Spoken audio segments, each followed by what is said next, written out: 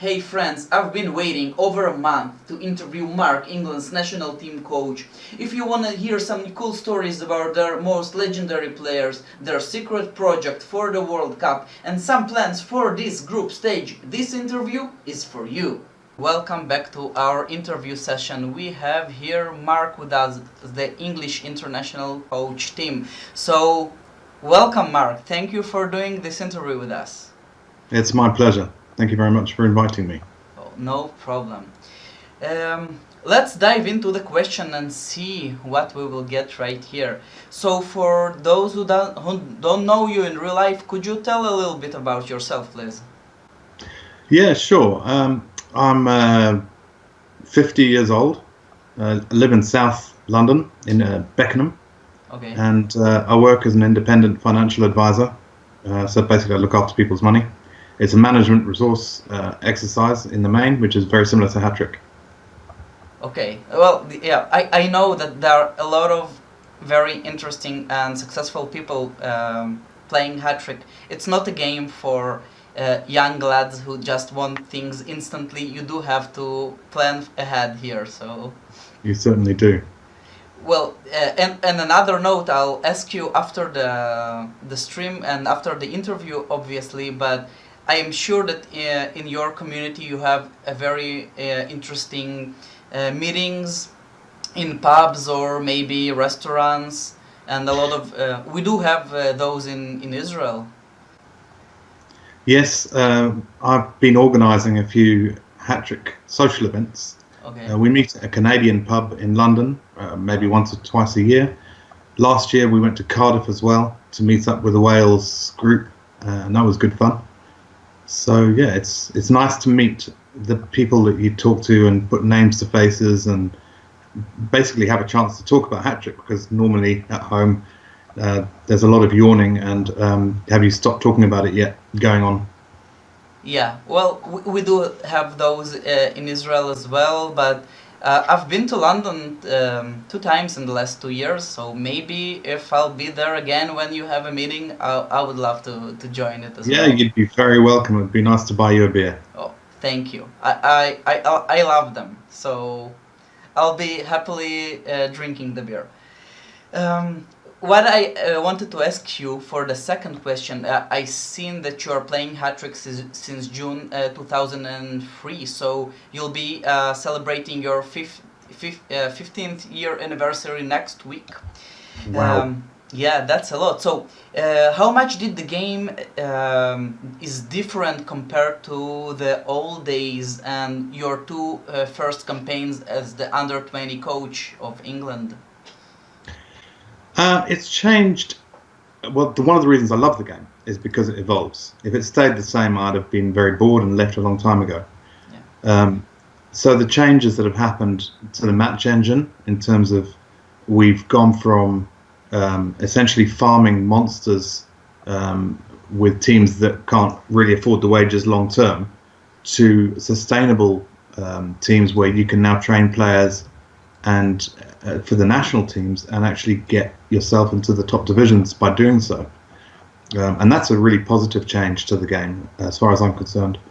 Other than that, the latest changes with the special events, again, I find it all positive because it's different.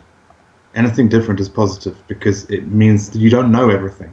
When you've been playing for 15 years, it's difficult not to know everything. And I like not knowing everything, and there's things that I forget, even about the old stuff as well. So it keeps you on your toes, and that's what makes the game interesting. Oh, that's wonderful. I have to agree. I'm playing this game only for 7 years, but it's always good to encounter new challenges and new things. And again, after the interview, I'll discuss a new formation that I think could be very interesting in the future, and I'll post a video on it as well.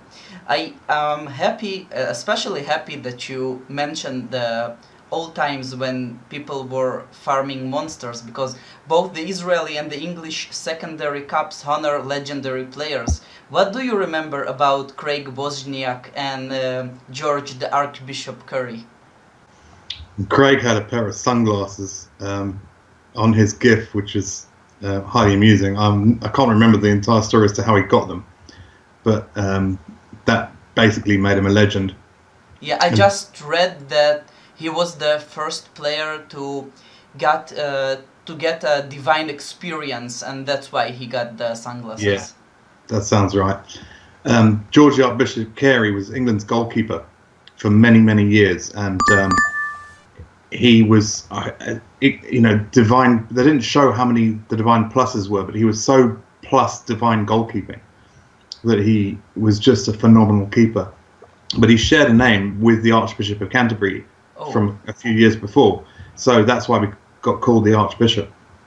Yeah, and I know that he held the record of 22 stars, and you could assume his skill level by his salary, which was just enormous. And I just heard things about him. Unfortunately, he was, I think, fired, and you can't find him right now on Hattrick. But on Wiki Hattrick, you do have some more information about those two legends, and I just posted them during the interview for everyone to see. So thanks, and a good memory. Now moving forward to our time, every big nation had a system for the national team training and scouting players. I heard about something going on in England, so could you enlighten us a little bit about the Albion Project? Yeah, we were very, very lucky because Zorbas decided to come to England and start the Albion Project. Yeah. Now, it's something I've always endorsed as a principle, which is training youngsters at 5%. They don't need to be expensive, although with the offers that Zorbas has had, I think we can do some expensive players now. He's done something similar for Romania, and the team that we're facing this week in the qualification 1 group game has been trained like this with Zorbas's help. So I'm very much looking forward to getting a team at least as strong as the one I'm facing on Friday, if not better, in the years to come. Essentially, this is how I train my own players towards the national team, and I believe there's several managers, yourself included, that understand the benefits of low stamina training for extended periods. As long as you've got something more interesting to do and enjoy watching the stamina, the skills increasing at a faster rate than they would do on a higher stamina level. So the plan with the Albion Project is to make sure that there's a manager or managers training the players for each of the positions that the national team will require in the future, from age 17, ideally, and basically build a team from a very young age, training at an optimal level. They used to call it golden generation, but it does take a lot of organisation, and managers over the years will get bored of the game and stop playing and sell players and do things like that. Yes. So it's quite a difficult project to see to fruition when you're talking about the national team, which it's years in the making. But I'm very excited to have Zorbas doing this, and absolutely will become part of it myself when my current team at the end of the season is going to be too old to continue playing at the top level. So great. Yeah, well, I have to agree. A lot of teams doing the same thing. I think when you have a big community, you can afford more managers to devote their team for something like this. Sometimes we do call them farm teams. Sometimes we're calling them other names, but basically you can afford buying the top players at 70 and 0 days. And sometimes you do have to bump up the stamina a little bit if you can give them the experience of the under-20 team.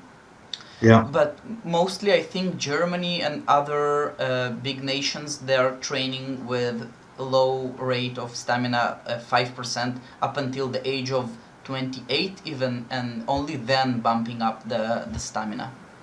It's not a route I recommend, actually, that one. Because that becomes too much like farming. Yeah. I like to see the 5% up to no more than really 24 years old, and then for the managers of those players to start building a team that they can progress with. Yeah. Because if you've got a core in your team that's doing well and you're progressing yourself, it keeps your interest and it makes you feel as though you're working for yourself as well as for the country. Those countries that do that may well do better at national level, but it's not something I think it's a better way to build the community and get more people involved with the national teams, giving them the opportunity to be competitive as well as training players. So I have to agree with you. Let's go on a personal note. I know that you're volunteering a lot for Hattrick as a HPE. Could you tell a little bit more about this? What do you exactly do, and the projects the content that you are making? Yeah, so I've always said that HPE is just hype without the Y. Yeah. Essentially, the job of the Hattrick press editor is to primarily edit contributions submitted by the community for publishing. But what happens in the real world is that nobody ever will submit stuff for publishing because no one's that interested. Especially we're all a bunch of old hands now. There's no young people, interested in trying to learn new stuff and post articles about it. So I've exclusively devoted the project to interviewing the lowest ranking manager left in the English Cup with a series of fairly routine questions. But it's created quite a nice data bank of information about the managers who are in our community, and helps the community bond, because at the end of the day, Hattrick is a community-based game, and the more that we celebrate the community and get involved and talk to each other, the better. And do you post it on the national forum? No, the interviews appear on the England main page. And that's where there's a press editor for most countries. I know. I got some feedback at some point saying that England had the most new interviews coming out per season, which is something I want to continue doing.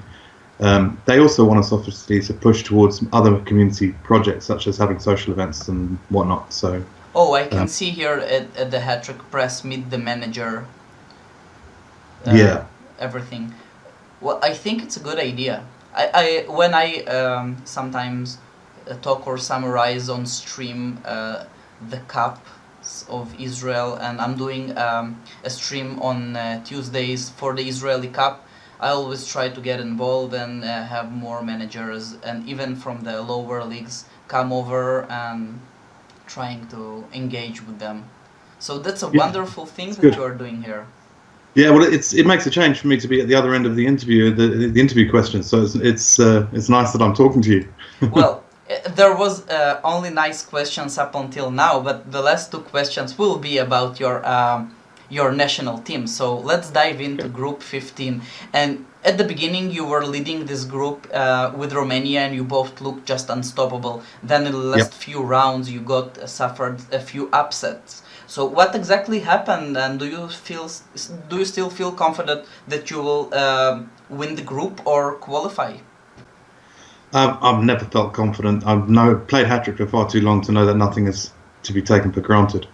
The gaps between national teams in the smaller countries and the bigger countries is much smaller than at under 20 level. Yeah. And anything can go wrong. In the case of the Cameroon game, I set up thinking I could cover off a potential PIN from them as an away team, as well as a potential counterattack. And I was completely surprised by just how amazingly strong their midfield was on a PIN. They pulled up it's about the mythical. 17. Yeah, they called in for the game. I think a divine playmaker and a powerful in the rain, and it really boosted their ratings beyond what I thought would happen. So well done to the Cameroon manager. He caught me completely on the hop there. The following game against Kenya is one of those Hattrick games where every 9 out of 10 times that's a win. Yeah. It was raining, and as Toto sings about Africa, and when bless the rains come down on Africa, that was their night, not ours. Well, we just try and go and blame the match engine. That's a common thing to do. You deserve the victory, obviously, but unfortunately it didn't happen. But we've also picked up points we shouldn't have picked up. So in the earlier games, we were lucky to not get a draw in one of them, and lucky to win one of the others. I think China and I can't remember the other one, but yeah. So it swings and roundabouts. You take your 3 points when you can get them, and you understand that sometimes they're going to be taken away from you. Yeah, well, your game against China, I'm looking at it right now. You played counterattack, but I think if you only look at the prediction result, I don't think the HTMS really could analyze the counterattack. No, it's better at the 20 times replay. Yeah. But okay, hopefully the next games would go better. And speaking about the next game, on Friday you clash against the Romanian leaders. Tell us about your preparation and what formation do you think you will play, and obviously your prediction for the result. You do have the home advantage. Yeah, well, I've got to know the Romanian team quite well. They can produce similar ratings to us in midfield using 2 less midfield contributors. So they can play 2 wingbacks when we wouldn't play any wingbacks, and they'd get a similar midfield rating as it stands. So this means that the away, as the away team, they've got a big incentive to consider maybe playing 1 less wingback and potentially pushing us for midfield. Yeah. Because they probably can. It makes it an interesting one to set up for, because my thought is, what does he think I'm going to do? So if I was the Romanian manager, I would probably think that I would be going for midfield. So he can put out a stronger midfield, sacrifice attacks because England will have very little defence, and win that way. Which then makes me think maybe the best way to play this would be to counter-attack. So that's as far as I've got at the moment. I need to see the form updates. I need to see where my players are at, because we will need a very strong defence if we're going to go counter-attack. And if we're going to go for midfield, I need my defensive forwards who've been out of form all season. I've only got one in the squad at the moment because the guy who played as a defensive forward last week is actually a forward towards wing. He's a mixture. He can play anywhere, but he's not a true defensive forward. Yeah. So it makes the decision particularly interesting. And as usual, the final decision has to be made on the Friday after the training updates. Yeah. Well, obviously the form of the player would be the deciding factor here. I see that both teams already summoned 22 players, so you don't have a lot of room for change. That would be crucial. One interesting anecdote that I can see that in the match with the match officials, your main referee, he's a French dude. Do you think that could be something problematic for you?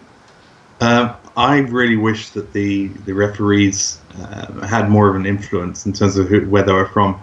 I did see one game where there was a guy called Thierry Henry refereeing, and the manager blamed everything that went wrong on the referee, but it was more for amusement. Yeah.